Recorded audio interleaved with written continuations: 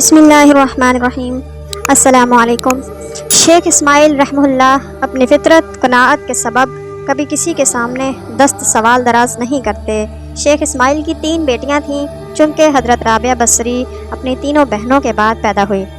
اس مناسبت سے آپ کا نام رابعہ رکھا گیا۔ عربی زبان میں رابعہ چوتھی کو کہتے ہیں۔ جس رات آپ پیدا ہوئی، شیخ اسماعیل کا بے سر و سامانی کا یہ عالم تھا کہ کوئی فالتو کپڑا نہ تھا جو نومولود کو اڑایا جائے، اور رات کے وقت چراغ جلانے کے لیے گھر میں تیل تک نہیں تھا جس سے روشنی کا اہتمام کیا جائے۔ گھر کی یہ حالت دیکھ کر حضرت رابعہ بصری کی والدہ ماجدہ نے آپ کے والد سے کہا، فلاں ہمسائے سے تھوڑا سا قرض لے لیں تاکہ ضرورت کی چیزیں لا سکیں۔ آپ کے والد نے اس بات کا عہد کر رکھا تھا کہ سوائے اللہ تعالیٰ کے کسی سے کبھی کچھ نہ مانگیں گے۔ چونکہ معاملہ ایسا آن پڑا تھا کہ اب اس کے سوا کوئی چارہ دکھائی نہیں دیا کہ کسی سے قرضہ لیا جائے۔ شیخ اسماعیل تاریکی میں گھر سے نکل پڑے اور پڑوسی کے دروازے پر دستک دی۔ پڑوسی گہری نیند میں سویا ہوا تھا، اس لیے اس نے دستک کی آواز نہیں سنی۔ شیخ اسماعیل کچھ دیر تک دروازہ کھلنے کے انتظار میں کھڑے رہے، مگر جب پڑوسی کے قدموں کی آواز بھی سنائی نہ دی تو آپ خاموشی سے لوٹ آئے اور پریشانی کے عالم میں سو گئے۔ آپ جب صبح سو گئے اور خواب میں حضور اکرم صلی اللہ علیہ وسلم کی زیارت ہوئی تو آپ صلی اللہ علیہ وسلم نے فرمایا، اے اسماعیل، اپنی بے سر و سامانی کا غم نہ کریں، تیری یہ بچی اپنے وقت کی بہت بڑی عارفہ ہو گئی۔ اس کے روحانی فیض سے دنیا کو فائدہ پہنچے گا اور اس کی دعائیں سے میری امت کے ہزاروں افراد بخشے جائیں گے۔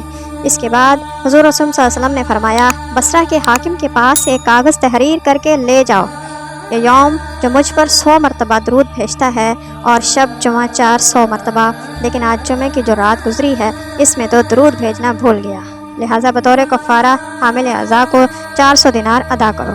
حاکم بصرہ سے جو دینار ملیں گے اس کو خرچ کر لینا۔ حضرت رابعہ بصری کے والد ماجد جب نیند سے بیدار ہوئے تو رات کو دیکھے خواب کے بارے میں سوچتے ہوئے آنکھوں میں خوشی کے آنسو آ گئے۔ آپ نے اپنا پورا خواب ایک کاغذ پر تحریر کیا اور حاکم بصرہ کے دربار میں دے دیا۔ دربان خط لے کر حاکم بصرہ کے پاس آیا اور شیخ اسماعیل کا لایا ہوا خط پیش کیا۔ حاکم بصرہ نے جب خط پڑھا تو اس کی خوشی کی انتہا نہ رہی۔ پوچھا، خط لے کر آنے والا معزز شخص کہاں ہے؟ دربان نے کہا، وہ باہر محل کے دروازے پر کھڑا ہے۔